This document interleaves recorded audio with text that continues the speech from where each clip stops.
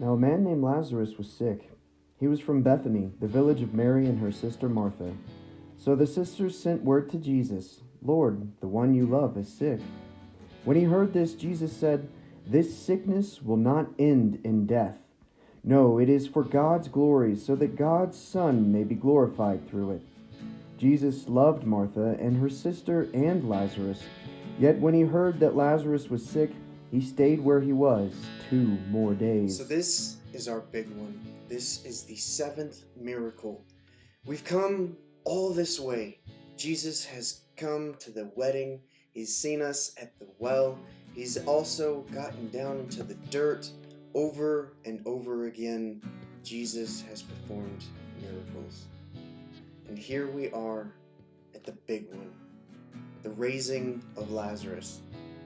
Jesus has told us that he is the bread of life, that he is living water, that he is the light of the world.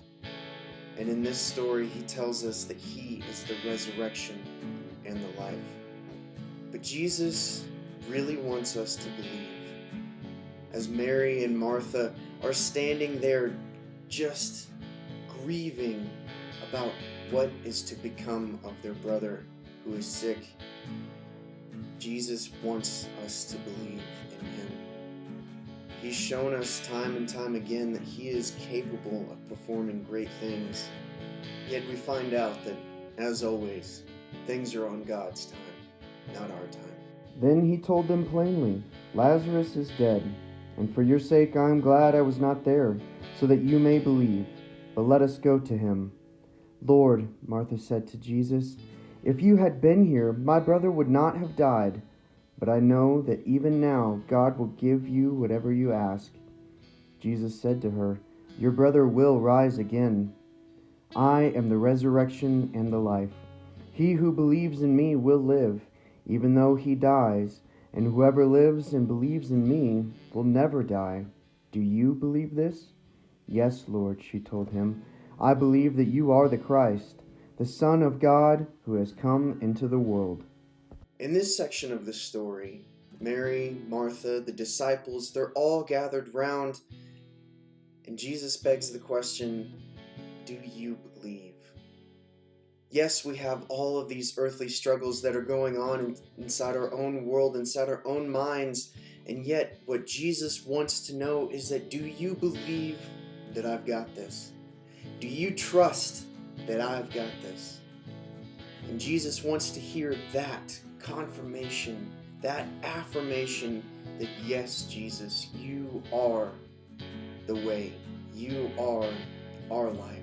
You are the way to our life and resurrection, and I believe. When Jesus saw her weeping, and the Jews who had come along with her also weeping, he was deeply moved in spirit and troubled. "Where have you laid him?" he asked. "Come and see, Lord," they replied. Jesus wept. Then the Jews said, "See how he loved him?" Jesus, once more deeply moved, came to the tomb.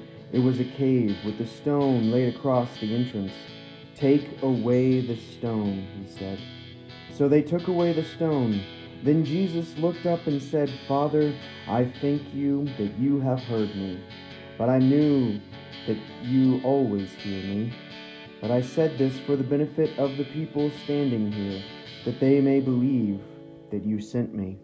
Later on, we are at the tomb, very eerily similar to the tomb in which we have just opened up on Easter.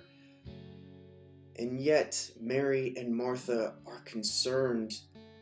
Why would we open up this tomb? We know what is in there. It is death. It is odor. It is gross. It is nasty. It is all the things that we know are hidden in that tomb. Let's not open it up. Why would we go through that pain again? But Jesus gives a command to roll away that stone, to take away that stone, and trust that Jesus has transformed this life. He has given resurrection to dead things. We have put all of those things in our tomb, and Jesus comes and tells us to roll it away because there is new life there. This act of faith that he puts forward to Mary and Martha is something that we need to do in our own life. This Easter has brought us new life. All those things that we put away in the tomb, they're gone. A new thing has happened. This Easter season, this resurrection time, is a new way, is a new life, is a new path for us to trust in God, for us to trust in our guide of Jesus the Christ.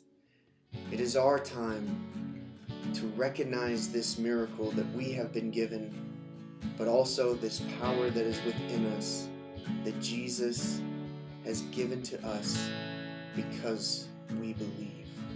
There are so many things. Jesus has gone into a wedding.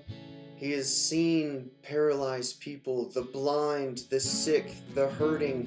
He has fed us. He is one to celebrate with us at the wedding just as much as he is willing to weep with us in death.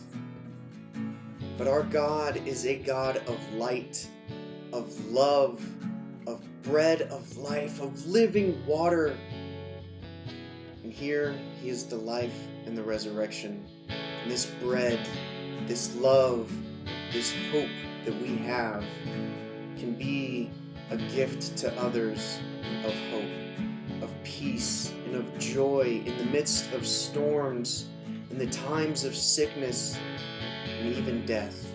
Jesus is our truth that we cling to, that come what may, as we trust, we are holy, sacred, righteous, and true, and I deserve to be here, and so do